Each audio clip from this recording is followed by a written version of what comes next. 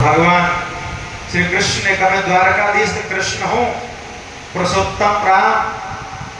और जैसे ध्यान लगाया कृष्ण के रूप में राम जी का दर्शन जामवंत जी को हो गया, चरणों में गिर गया, महाराज क्षमा कर दो। बोले क्षमा तो करेंगे ही, 27-28 दिन तो तुमने घरा भी कर दिया। बोले प्रभु आपकी लीला है। भगवान कृष्ण बोले लीला तो मेरी है लेकिन इच्छा तेरी थी, क्योंकि जब मैं राम रूप में था, राम रावण युद्ध जब हुआ है तो जामवंत जी बड़े प्रसन्न हो रहे थे। चलो युद्ध हो रहा है तो युद्ध करने के लिए कोई योद्धा हमें मिलेगा, क्योंकि जामवंत जी की बड़ी इच्छा थी युद्ध करने की, उनके सामने कोई आता ही नहीं था। लेकिन प्रभु उस समय क्या करें, रावण मायावी था, माया से युद्ध करता था। एक आध बार में उसके सामने गया भी, लेकिन जैसे उसने मुझे देखा वो गायब हो जाता था। और हमारी इच्छा थी किसी के साथ मल्ल युद्ध करें। और जब भगवान राम राजा बने, राम जी उपहार स्वरूप जितने भी वहां थे सबको कुछ न कुछ भेंट दे ही रहे थे। इतने में जामवंत जी का नंबर आया। जामवंत जी बोले प्रभु हमें और तो कुछ चाहिए नहीं, एक ही चीज की अभिलाषा थी वो पूरी नहीं हुई। राम जी ने कहा क्या? बोले हमारी तो इच्छा थी युद्ध करने की, अब कोई योद्धा हमारे बराबर था। और प्रभु रही बात ये, हाँ आप तो हमारी टक्कर में आ सकते हो, आपकी टक्कर तो मैं झेल सकता हूं अगर आप युद्ध कर ले तो। राम जी बोले भाई तुम मुझे स्वामी मानते हो, मेरे सेवक हो, सेवक स्वामी मेरे तो नहीं होता। बोले प्रभु अकेले में लड़ लेंगे, चलो एक काम।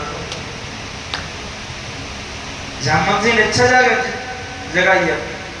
भगवान राम जी ने कहा मैं मर्यादा पुरुषोत्तम, ये मेरा मर्यादा रूपी अवतार है, मैं अमर्यादित काम नहीं करूंगा, लेकिन हाँ तुम्हारी इच्छा है तो कभी पूरी जरूर करूंगा। तो आज वो इच्छा भगवान ने पूरी करी है, वो युद्ध वाली इच्छा। इसीलिए जामवंत जी के साथ कृष्ण का 27 दिन युद्ध हुआ। जामवंत जी बड़े बलवान थे, इतने बलवान थे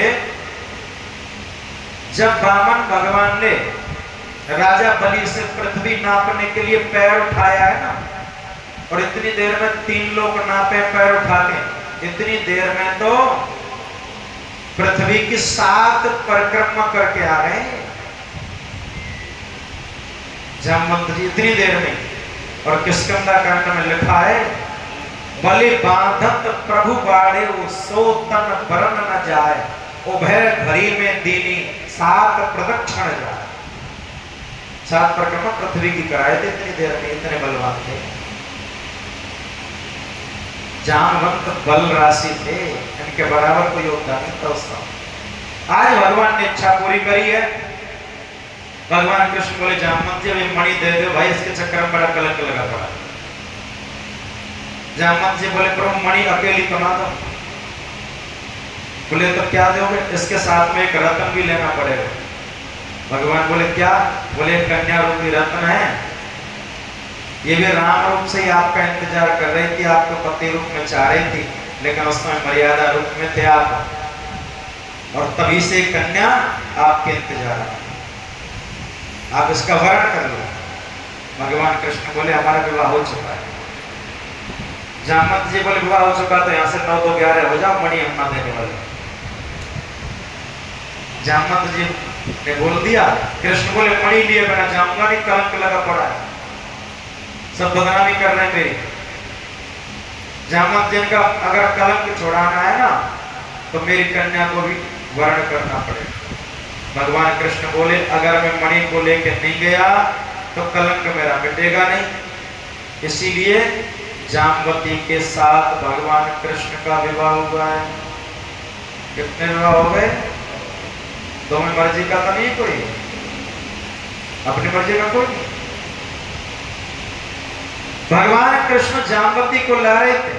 जामवती किसकी पुत्री है? जामवंत जी महाराज रीक्ष है, तो भालू की पुत्री है।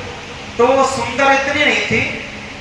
भगवान श्री कृष्ण ने जामवती को रास्ते में बोल दिया देवी ऐसा करना, जब मैं द्वारका में पहुंचूं तो रथ को दरवाजे पर रोक दूंगा, तुम एकदम मेरा पीतांबर ओढ़ के जल्दी से कमरे में चली जाना और दरवाजा बंद कर लेना, और जब तक मैं ना खोलूं तब तक दरवाजा खोलना नहीं, याद रखना।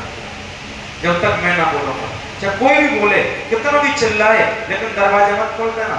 हाँ, जब मैं कहूं हाँ देवी दरवाजा खोल दो तब खोलना। बोले ठीक है। भगवान कृष्ण जामवती को लेके आए और एकदम जैसे दरवाजे के सामने रोका, कृष्ण ने अपना पीतांबर उड़ा दिया और एकदम झटके से उतर के एकदम कमरे में चली गई। और ये रुक्मणी ने देख लिया और रुक्मणी ने कहा भगवान कृष्ण अंदर कौन गई है? रुक्मणी जैसे पीछे गई, इतनी देर में दरवाजा बंद कर लिया उसने। भगवान श्री कृष्ण से रुक्मणी ने कहा प्रभु ये कौन है, ऐसा लग रहा है ना कोई कन्या है। भगवान शांत बोले प्रभु मैं कुछ पूछना चाह रही हूं, अभी कौन गई है अंदर, कन्या ही है ना कोई? भगवान शांत। रुक्मणी ने कहा अच्छा, इसका मतलब कोई मेरे से ज्यादा सुंदरी मिल गई है, तुम तो उसके साथ ही ब्याह कर लाए। भगवान फिर भी शांत। अब रुक्मणी को बड़ा क्रोध आया और रुक्मणी ने दरवाजा पीटना प्रारंभ करा, खोलो जल्दी दरवाजा, जल्दी खोलो। अब वो तो भगवान ने पहले बता दिया दरवाजा खोलना ही नहीं। और जैसे रुक्मणी दरवाजा पीट पीट करके परेशान हो गई और क्रोध में आकर के कहा प्रभु आप चाहे जितनी भी सुंदर कन्या को लाए हो मेरे से ज्यादा सुंदर, मैं से साफ देती हूं ये कन्या मेरे से सुंदर ना हो, भले ही मेरे समान सुंदर हो जाए। भगवान कृष्ण ने कहा देवी अब खोल दो दरवाजा। अब हो गया काम। और जैसे दरवाजा खोला ऐसे लगता था जैसे रुक्मणी की छोटी बहन, इतनी सुंदर हो। वो तो भगवान की लीला थी, वो तो सुंदर थी नहीं। भगवान को पता था रुक्मणी क्रोध में आवेगी और ये कह देगी ज्यादा से ज्यादा हाँ मेरे बराबर सुंदर हो जाए, लेकिन मेरे से ज्यादा सुंदर ना हो। तब जो थी नहीं सुंदर वह कम से कम बराबर तो हो गई यार। तो इस तरह भगवान श्री कृष्ण ने जामवती के साथ क्या किया। और भगवान ने उन्हीं लोगों को बुलाया जो ज्यादा हल्ला मचा रहे थे। भगवान ने सबको बुलाया और जो साथ लेके गए उनसे गवाही दिवाई है, भैया आप पूरी द्वारका में बोल दो मैंने मणि नहीं चुराई थी और ना मैंने इसके भाई को मारा था। इसका भाई शिकार खेलने चला गया था, मणि लेके सारी बात बताई और सत्यजीत को मणि लौटा दी। अब जो लोग भगवान को बार बार गालियां दे रहे थे, भगवान के बारे में उल्टा विचार कर रहे थे, उल्टा बोल रहे थे, अब वही लोग पलट गए, अब वो सत्यजीत को बोलने लग गए। तो जो शर्म नहीं आई भगवान के बारे में कलंक लगाते समय, मैंने थामा का भगवान को कलंक लगाया था, ऐसा कहीं कहते हैं भगवान के बारे में। अब तो सत्यजीत का घर से निकलना बड़ा मुश्किल हो गया। जैसे ही घर से निकले दो चार आदमी घेर के खड़े हो जाए, मैं भाई ये एक बात बता रहे, तूने खामा क्या भगवान को कलंक लगा दिया था, अब तो कहीं खड़ा नहीं हो सकता हमारा सत्यजीत। इतना परेशान हो गया। सत्यजीत ने एकदम विचार किया, प्रभु ये मणि ले लो। भगवान कृष्ण बोले जल्दी उठा से यहां से, उठा उठा। तेरे इस मणि के चक्कर में यार खामा का कलंक बांध लिया अपने माथे पे, उठा इसको जल्दी। और लोग बोले प्रभु ले लो, बड़े प्रेम से दे रहा है। बोले हाँ तुम ही तो थे ना जब हल्ला मचाने वाले, उठाओ इसको यहाँ से ले जाओ, हमें मणि नहीं चाहिए। अब सारे लोग बोलने लगे प्रभु प्रेम से कोई दे रहा है तो ले लेनी चाहिए। भगवान ने कहा भैया प्रेम से दे रहा है ना, इस मणि के अलावा कुछ और देगा प्रेम से वो ले सकता हूँ, लेकिन इस मणि को तो बिल्कुल नहीं लूंगा। अब सत्यजीत तो होशियार था, मौका लग गया, वो अपनी कन्या को ले आया। अपनी कन्या का हाथ पकड़ के कहा प्रभु ये कन्या आप मेरी स्वीकार करो। भगवान ने कहा ये क्या मतलब? बोले आपने अभी तो कहा था इस मणि के अलावा कुछ और दोगे तो मैं स्वीकार कर सकता हूँ, लेकिन मणि नहीं लूंगा। तो प्रभु मणि ना लोगे तो कन्या स्वीकार कर। भगवान ने कहा भले आदमी, पहले इस मणि के चक्कर में एक पहले हो चुका ऑलरेडी, उठा यहां से इसको।